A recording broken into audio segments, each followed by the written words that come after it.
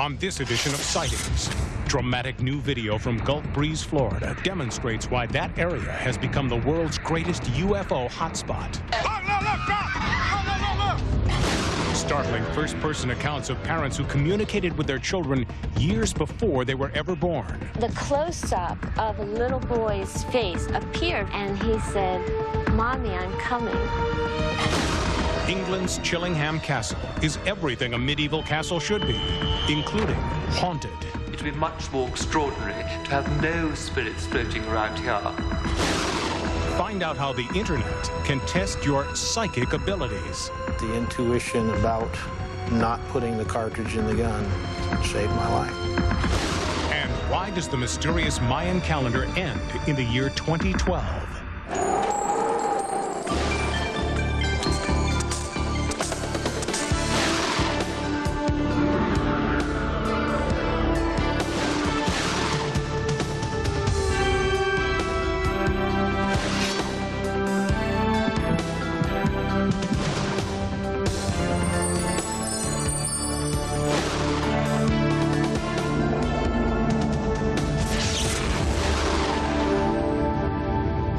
Welcome to Sightings. I'm Tim White. When Ed Walters snapped the first pictures of a UFO over Gulf Breeze, Florida in 1987, skeptics discounted the incident as just another paranormal parlor trick. But since then, the anomalous craft have kept coming. Hundreds of people have seen them, and Gulf Breeze is now the acknowledged world capital for professional investigators and skywatchers alike. But why Gulf Breeze? And why now?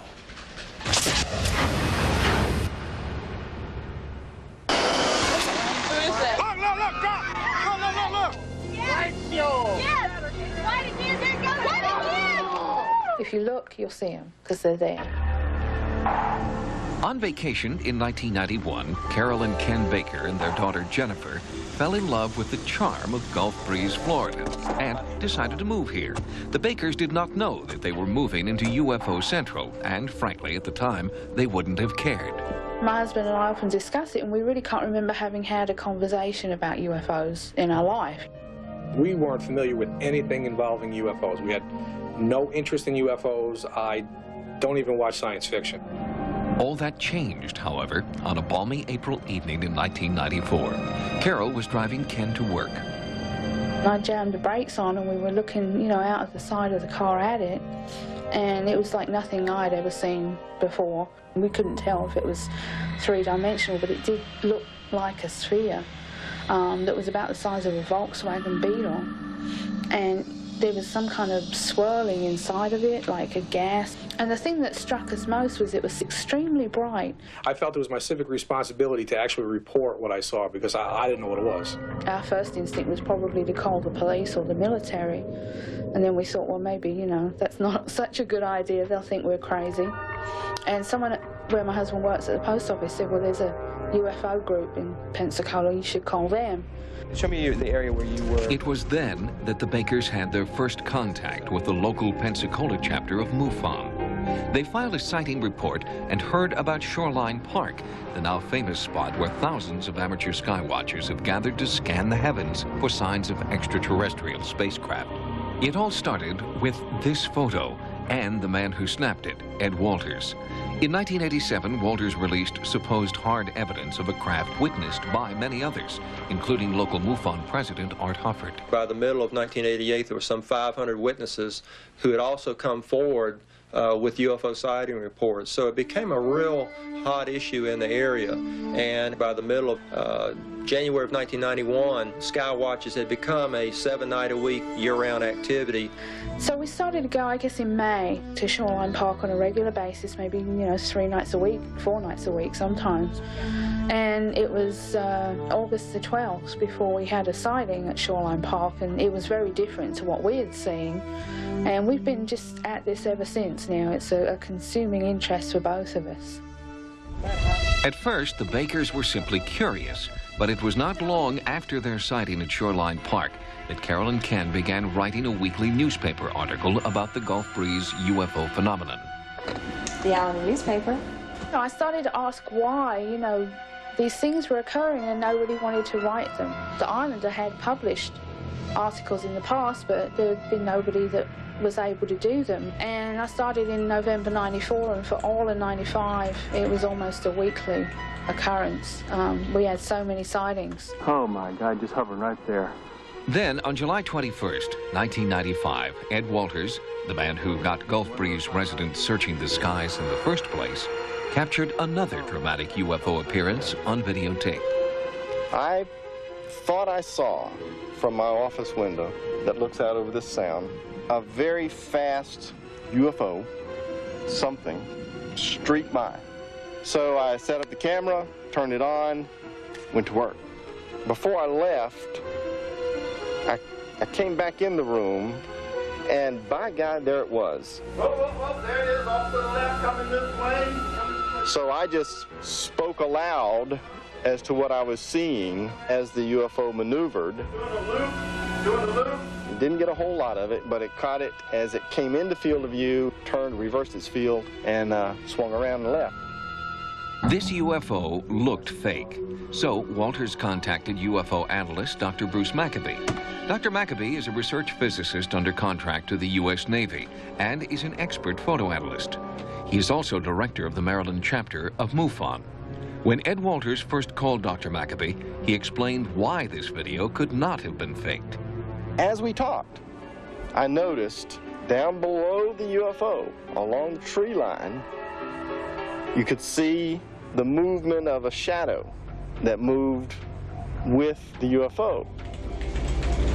Coming back, doing the loop. This videotape is very unique because of the fact that that shadow appears on a surface which is so far away it rules out the hoax. But when Jeff Sainio, staff photo and video analyst for MUFON International, first saw the tape, he was far less impressed. My first impression on seeing the video is, this is a really poor fake. I was not impressed at all. What changed my mind regarding it was a careful frame-by-frame check. Okay, up here we see the UFO in the enhanced version, and down here with the background subtraction, you can see an enhanced version of the shadow somewhat more clearly. So that complicates the fakery of this video. This video is the first time I've ever seen a shadow of a UFO on videotape. But then, so much of the video that comes out of Gulf Breeze is one of a kind. I think definitely there are certain areas in the world that seem to have a higher frequency of sightings than others. I've had 2 daylight sightings, and I would say between 100 and 120 nighttime sightings since the first one. It is a very hot spot, so to speak, and I don't know why. Perhaps the same force that drew the Bakers to Gulf Breeze is also drawing in strange objects from another world. Because, for some reason, regular sky watchers here are rarely disappointed by their vigilance.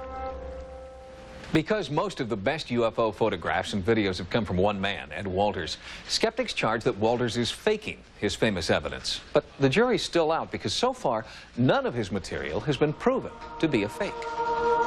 Next, parents communicate with their children years before they're born. It's entirely possible for the children to contact a father or a mother before they're conceived.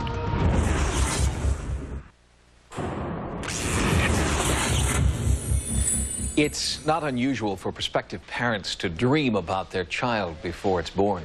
Psychologists suggest that it's a natural reaction to the stress and anxiety of impending childbirth. However, more and more researchers are beginning to feel that dreams and visions of the unborn are proof of a psychic link between mother, father, and child. And if we listen, we may hear the future.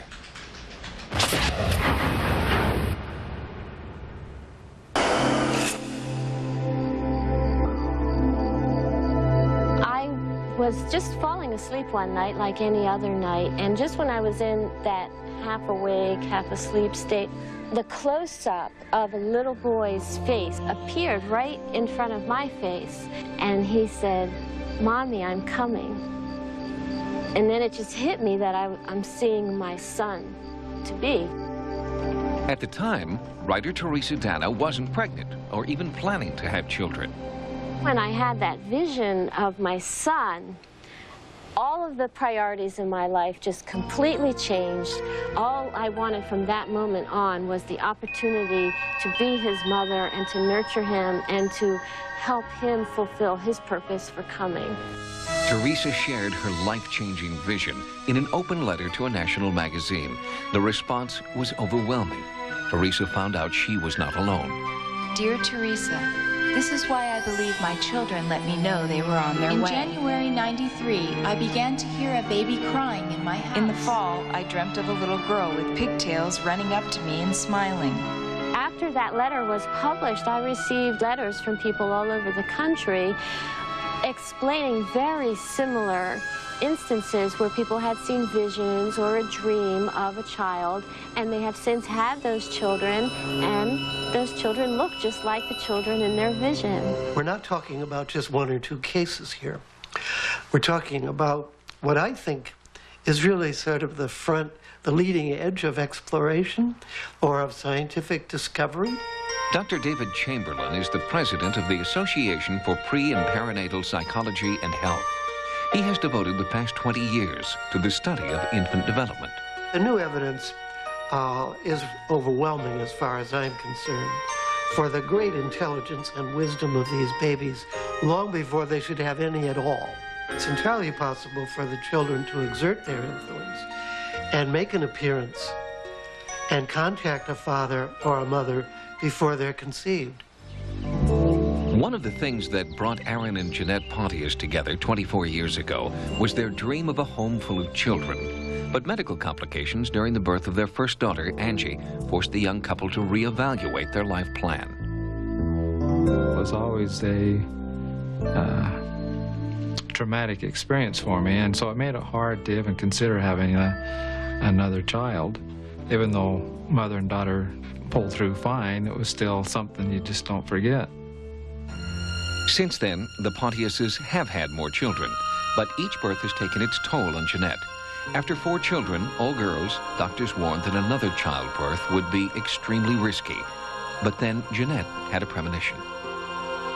I was sitting there looking through this family history.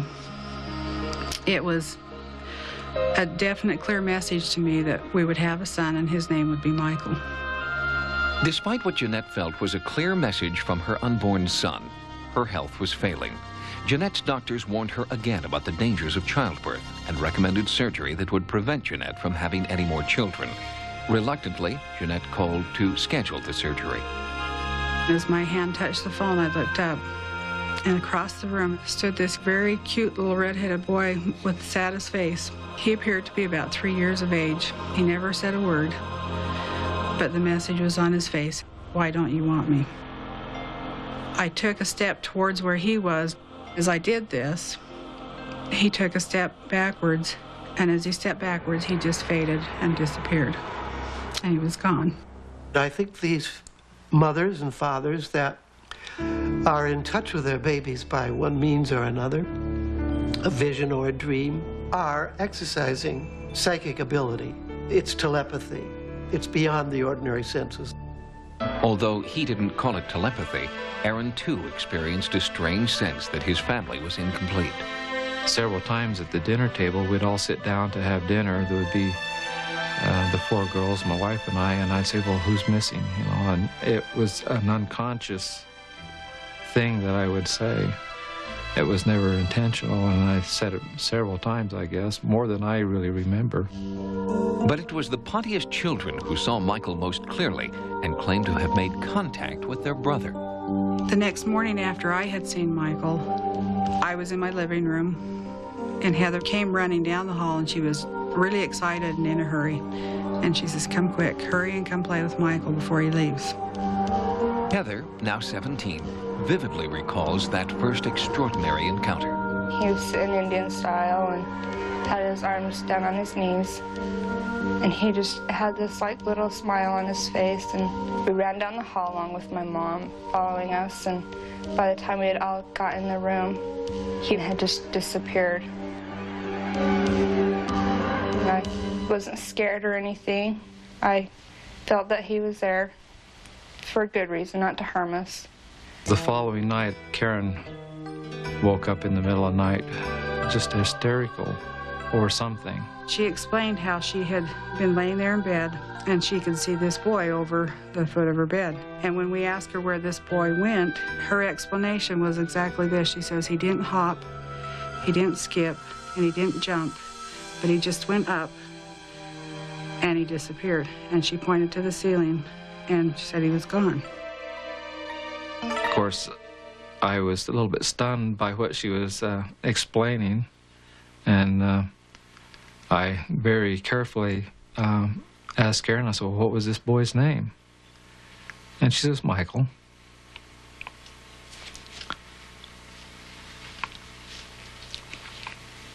And so I thought, well, I give up. There must be a boy. And so I finally accepted the idea that we were to have a boy.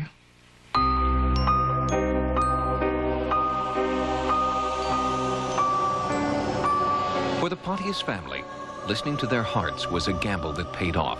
Michael Pontius was born 15 months later with no complications. It makes me feel very special and important to be down here, and I think I'm down here for a very special reason, to do something for somebody or just to be down here to help my family. The little boy that I saw that day is just identical to what our son Michael looked at age 3. His hair, the coloring, the shape of his face, everything. I believe that these children can make themselves known before they're born if it's deemed necessary. I think it happens when the parents-to-be need to be woke up and say, you know, look alive, here we are, and we need to be taken care of. Although Michael believes that he was put on the earth for a special purpose and continues to wonder what that will be, his parents believe that he's already fulfilled his destiny, to be part of a loving family. And since his birth, the visions and dreams have stopped. Next, a rash of sightings in the Lone Star State. Later, the frightening secret of England's Chillingham Castle.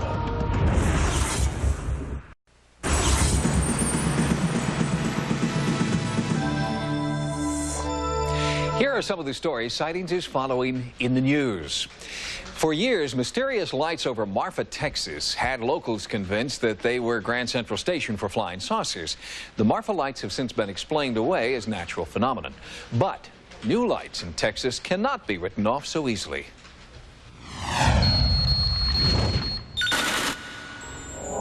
In Houston, Texas, in fact, throughout the Lone Star State, an unprecedented wave of UFO sightings have skywatchers here on alert. Wow, that ain't no airplane. There is a possibility that what's taking place right now could be the beginning of a large UFO flap. Dale Musser is senior investigator for the Houston branch of the Mutual UFO Network. For the past 2 years, Musser has seen a dramatic increase in UFO activity in Texas, especially now. Most recently, there have been videotaped sightings in Cleburne, West Columbia, and New Braunfels. See it? Yeah, what is that? I don't know. It's awful high, whatever it is. Musser believes that the arrival of these UFOs are part of a pattern of visitation. Figure out the pattern, he says, and we may be able to predict and prepare for future contact.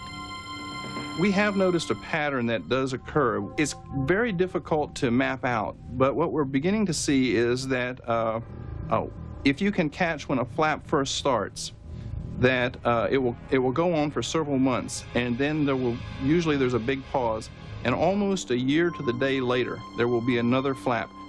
If Musser's theory is correct, the fall of 1997 should be prime time for UFO sightings in Texas.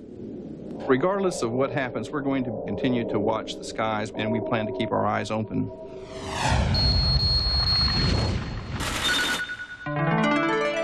In San Diego, California, at the Scripps Institution of Oceanography, the aliens have landed, buried deep inside these innocuous-looking rocks. The rocks come from this crater near Sudbury, Ontario, Canada, created after a meteorite the size of Manhattan impacted Earth 2 billion years ago. Analyzing the rocks at Scripps, Dr. Luann Becker made a startling discovery. Dr. Becker found carbon, an element of all life on Earth. But the carbon in these rocks may have come from someplace else. The reason that we believe that the carbon in the Sudbury rocks may be extraterrestrial in origin is because we have discovered this rather new form of carbon called fullerenes or buckyballs. Buckyballs because the uniquely shaped molecules resemble Buckminster Fuller's geodesic domes. It's literally a soccer ball shaped form of carbon. It's hollow, and it does have the potential to hold other atoms inside of it. Dr. Becker discovered the buckyballs during a routine carbon test on the Sudbury rocks. One of the first indications I had that we had something very interesting was that after I had extracted the rock and concentrated up the solution, I had kind of a nice wine red colored solution, which typically is characteristic of what fullerenes look like. So that was really pretty exciting.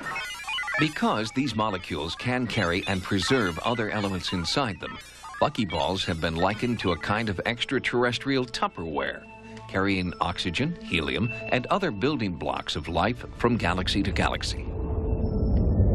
There could be potential possibility that life absolutely was facilitated by something that didn't actually originate on the Earth. Inside the buckyballs, inside the Sudbury rocks, Dr. Becker has found helium that is older than the Earth, older than the Sun. Origin unknown. Certainly there might be life on other planets. That's something we've always been curious about. Perhaps this too suggests the same sort of scenario. We'll have more stories in the news next time. Now here's what's coming up as Sightings continues. At Chillingham Castle, most certainly was torture. As the bloody past of England's Chillingham Castle come back to haunt it. They got neither food nor water, and they were left to starve to death. Later, the mystery of the Mayan calendar.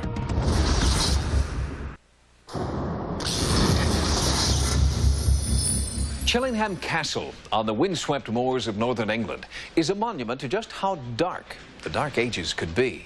There's hardly been a renovation since the 1200s that hasn't uncovered at least one twisted, haunting skeleton. The history of Chillingham Castle has been written in blood, and so, the legend goes, there are many restless spirits here with unfinished business.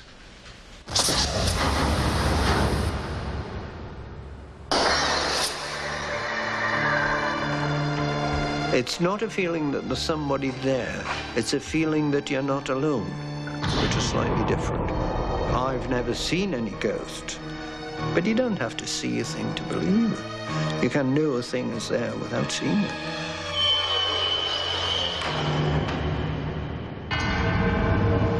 This cold and imposing edifice on the border between England and Scotland is Chillingham Castle.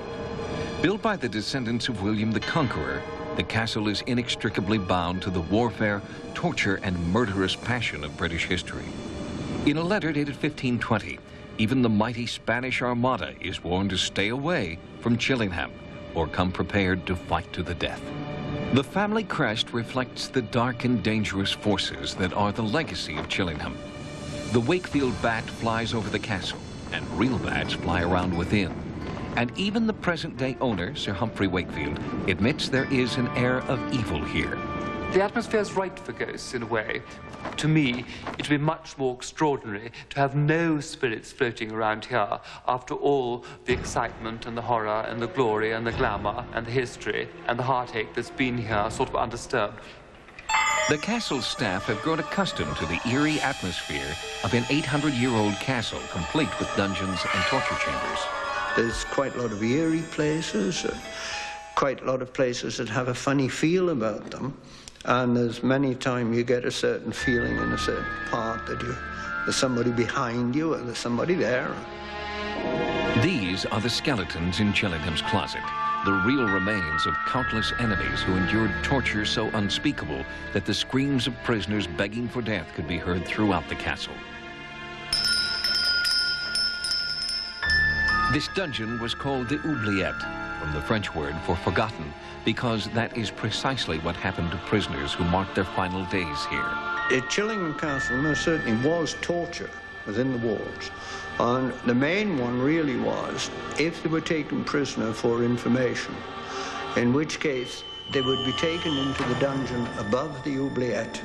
Then they lifted the lid of the oubliette and threw them down. They'd fall onto dead bodies that had been there for a while.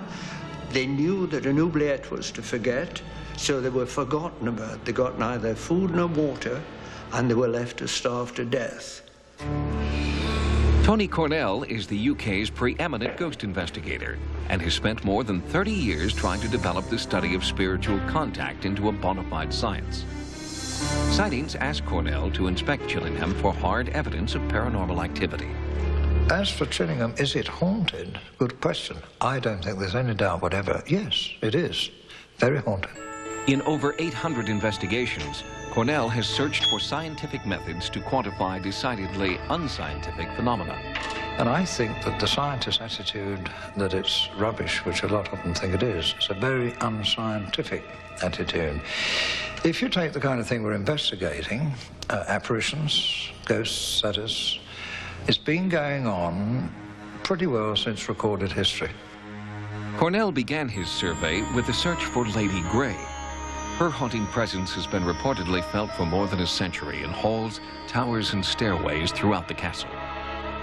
She was married to this very able but curious fellow who went off and had a fling with his sister-in-law, who was very pretty. The sister-in-law was called Lady Henrietta Berkeley. Poor old Lady Grey was devastated by her husband running off like that. And throughout the centuries, she famously climbed out of that painting, wandered up and down the stairs, moaning and crying and wringing her hands and looking for her husband. I think I've heard the footsteps of Lady Mary about 3 times in different parts of the castle. And you can hear it's a fairly heavy female footstep. It's not a very dainty little one, but definitely female and not male. And it's accompanied by the swish of material, which I'm very sure is taffeta. Cornell also searched for evidence of the ghostly child known as the Radiant Boy. Childish laughter has been heard, and a child bathed in ethereal blue light has been sighted here by residents and staff. In the pink room, the temperature used to drop, and then a bright light started to build up in one corner beside the fireplace. And in the center of the light, you start to make out the shape of a boy. And he was dressed in period garments, in sort of apparently a blue, silky type of material with knee breeches. And all he did, he just walked across the room and went through the wall. Photographing a ghost here should be like shooting fish in a barrel, but Sir Humphrey has no such illusions. It's quite difficult to get Chillingham Castle ghosts to perform when an expert is there. Of course, normally I think the spirits shy off and say, we don't want to play games. Cornell knows that ghosts don't perform on demand, but he's prepared in case one does during his overnight vigil. What we want to do is get it on record, get it on other instrumentation. Now, I'll surround myself with equipment. I'll use a tape recorder in case there's any footsteps or sound. I'll use a video camera, which will be switched on by infrared if there's any interference with the infrared. What I want to do is find out whether there are any cold spots. So I've got to measure rapid changes of temperature. I shall also try and use some form of electrical detection, because the ghosts may be generated by some form of electrical disturbance. And the whole idea is to put it on record.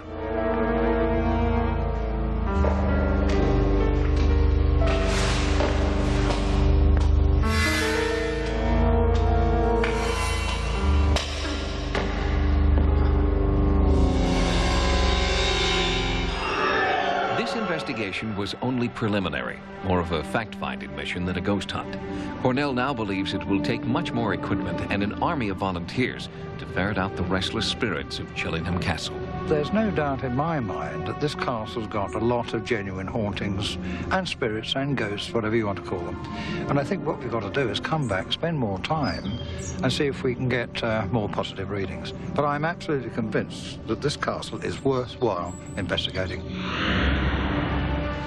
Because of the castle's isolated location, the Sightings investigative team was invited to stay at Chillingham overnight. Even though the hospitality was impeccable and our team had investigated dozens of haunted sites just like this one, each member reported feeling very uneasy at Chillingham, unable to sleep, and more than a little relieved when the investigation was over. Next, a website designed to test your psychic ability. We believe that ESP not only exists, but it's something that everyone experiences in their lifetime.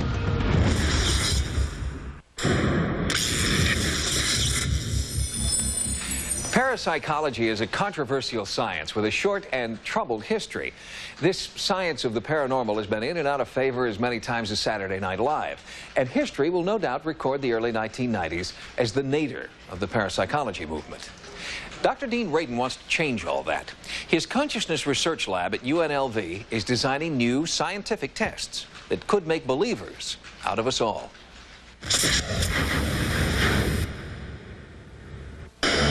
Volunteers wanted.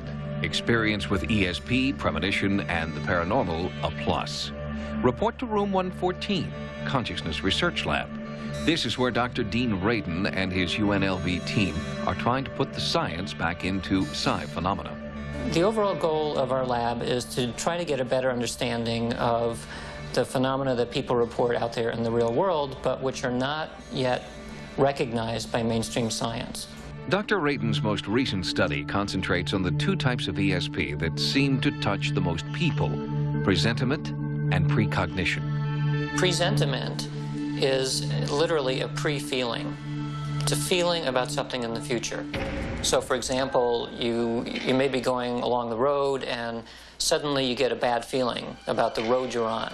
You decide because of that bad feeling to get off the road and try a different route. And later you hear that there was an accident that occurred moments after you left that road, and you may have been involved in it. Precognition is pre-knowledge, in which you know what's going to happen in the future.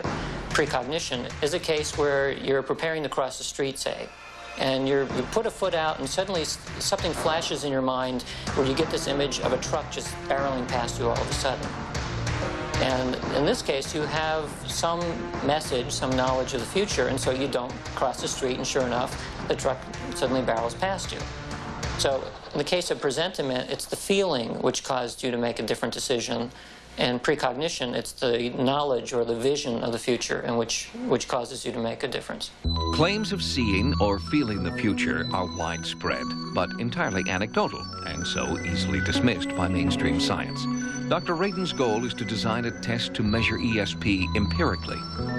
With the presentiment test, what we do is wire up somebody to look at their electrodermal response, also their heart rate and their blood pressure.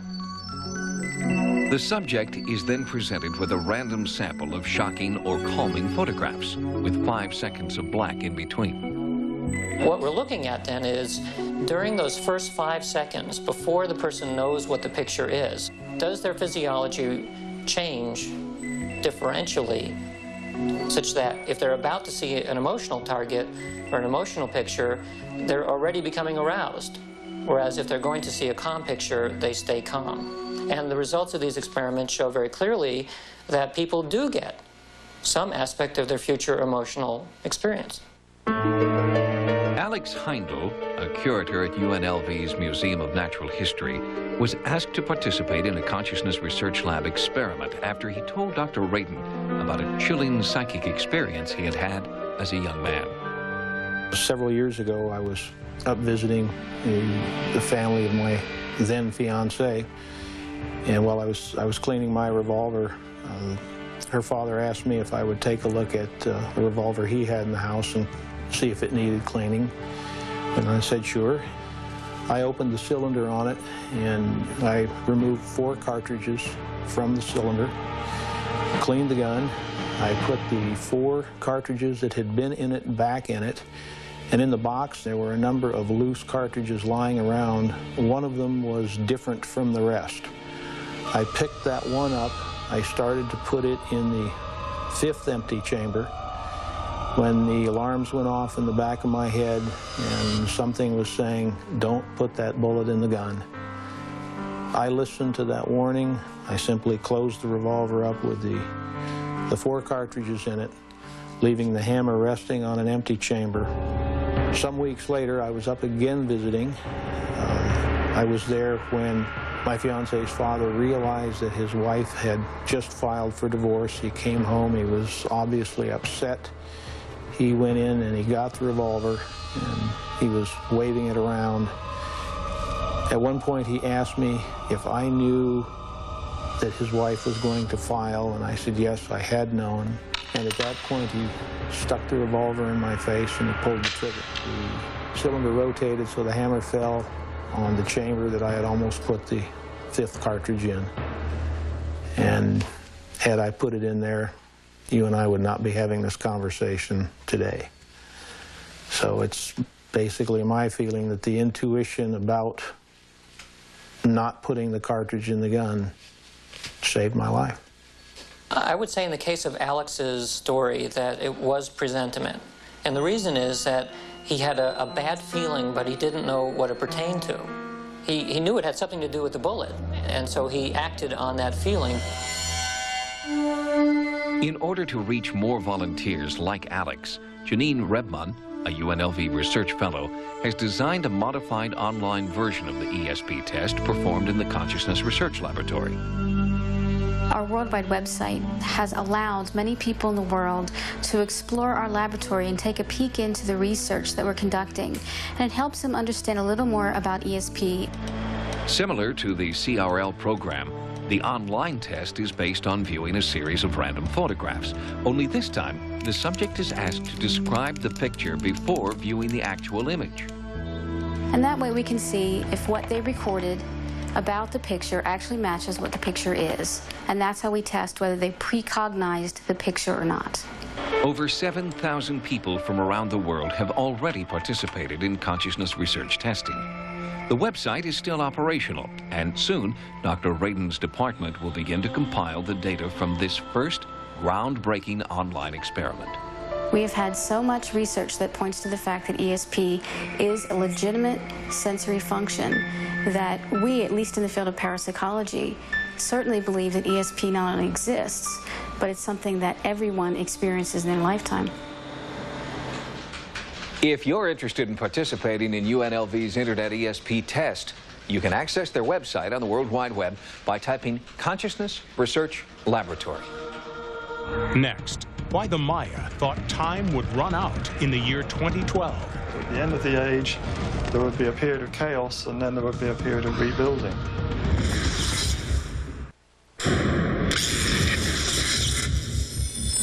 Ready or not, here comes the year 2000.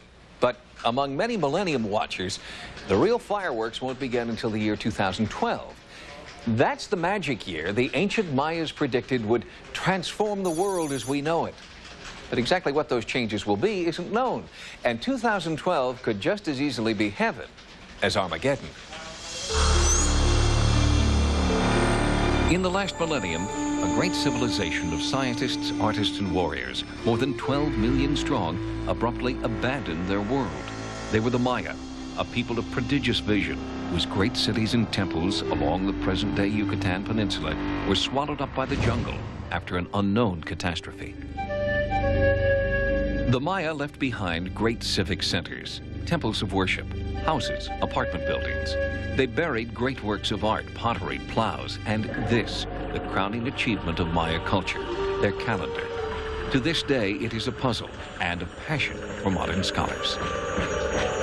The Maya calendar is one of the wonders of the world in the fact that it is so accurate in terms of its counting ability. To the Maya, time was cyclical, so you returned and you cycled back. They have one major cycle that started in 3113 BC that is going to come to an end in the year 2012. Arlen and Diane Chase are directors of the Caracol Archaeology Project. For the past 10 years, they have been unearthing many of the lost treasures of the Maya, developing a rare understanding of the ways of the Maya calendar. Because Maya time was cyclical, events were conceived of as potentially repeating themselves.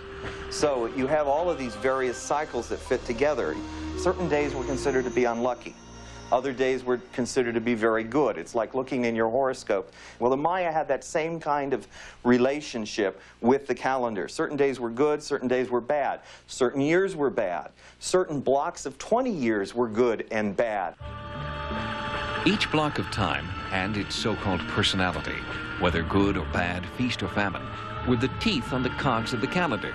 In this way, the Maya could see not only what day it was, or year, or 20-year period, called a katunu, they could also see what was to come. So the demise of the Maya may have been foretold, or it may have been a self-fulfilling prophecy. Now, to some extent, you could argue that the Maya collapse itself was a process of the view of Maya time, that they foretold that there was going to be a major problem, and they couldn't survive that problem. The Maya collapse is tied into a cocoon of change called an Eta Hau. And another Eta Hau, a time of change by earth, fire, or water, is coming in 2012. That's also the year, according to the Maya, that a new age begins, a fact of great significance to millennial scholars. In the West, we have our own millennial feelings. We're expecting the return of a Messiah. We're expecting everything wonderful that might happen after that, but we're also expecting a sort of judgment day. The Mayans had a similar kind of conception, that at the end of the age, there would be a period of chaos, and then there would be a period of rebuilding. Who knows exactly what's going to happen? Adrian Gilbert is the co-author of The Mayan Prophecies and has found astounding parallels between the Maya and the Christian worldview of the fate of humankind. We have our flood myth, you know, about Noah and so on, and we also have myths about the destruction of Sodom and Gomorrah in our Western tradition. They had similar sorts of myths. They believed that the world had been destroyed 4 times before. The first time by water, another time by winds, the third time by fire and earth. So it seems like we're coming up for another big change in 2012. While Gilbert stops short of saying 2012 will be the end of the world, he does believe that Earth is in for a very bumpy ride. Well, we seem to be reaching some sort of crescendo, don't we? Our population levels keep rising inexorably. Our demands on our environment keep rising all the time. We're depleting the reserves. I mean, even the fish seem to be fished out of the sea now. We're getting to a point where it seems we can't carry on the way we are. Realistically, what relevance does the Maya culture, or Maya calendar in this case, have for our civilization? The Maya calendar encompasses the Maya worldview. We come from a very different worldview. Should their prophecies be the same ones as ours? I would doubt that very much. It is Professor Chase's opinion that gloom and doom predictions based on the Maya calendar are little more than New Age musings. But his conclusions based on science and scholarship echo the same sentiment. Learn from the Maya so history does not repeat itself. The lesson that we learn from archaeology is that the Maya were living on their ecological edge. They've exploited the countryside, their population base is huge. All it would take is a sudden little imbalance in the system for the system to begin falling apart. And you throw in warfare, I think that you see that you have a very volatile mix which could have led to their rapid decline in a situation that we consider to be a collapse. New Age messenger or traditional scientist, what seems most interesting about their interpretations of the Maya prophecy is that both sides have taken different paths to the same end. Although the date December 22nd, 2012 is literally etched in stone, most Maya scholars believe the Maya were offering a warning, not a prophecy. It's not too late to change the course of history, the Mayas seem to be saying, but time is running out. If you've had a paranormal experience, please write to us at Sightings. Sightings can also be contacted at America Online at keyword sightings. Download images, sounds, and QuickTime clips from Sightings episodes. On the internet, access information about sightings and the paranormal at sci-fi.com/sightings. Until next time, remember, no mystery is closed to an open mind. For Sightings, I'm Tim White.